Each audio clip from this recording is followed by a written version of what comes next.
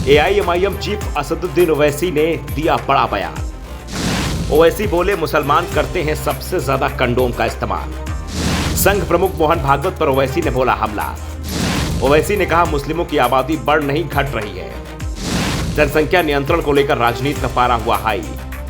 ओवैसी ने साफ शब्दों में बोल दिया, आबादी बढ़ाने में मुस्लिम बहुत पीछे। एआईएमआईएम चीफ असदुद्दीन ओवैसी ने एक बड़ा दावा किया है।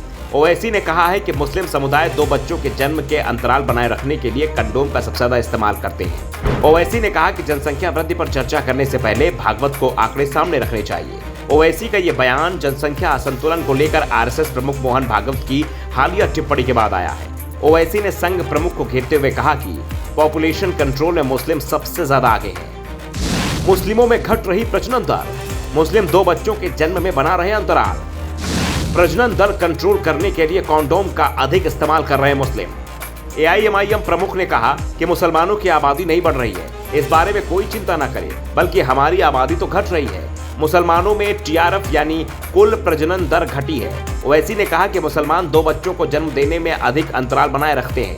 मुसलमान कॉन्डोम का सबसे ज्यादा इस्तेमाल कर रहे हैं। ओवैसी का यह बयान संघ प्रमुख मोहन भागवत के बयान का जवाब था, जिसमें भागवत ने कहा था कि जनसंख्या नियंत्रण और धर्म आधारित जनसंख्या असंतुलन ऐसे मुद्दे हैं जिन्हें लंबे समय तक नजरअंदाज नहीं किया जा सकता। इस पर ओवैसी ने पलटवार किया और बोले, सबसे ज्यादा कॉन्डोम का इस्तेमाल मुसलमान कर रहे हैं, पर भागवत इस पर नहीं बोलेंगे। वे डेटा रखकर बात ही नहीं करते।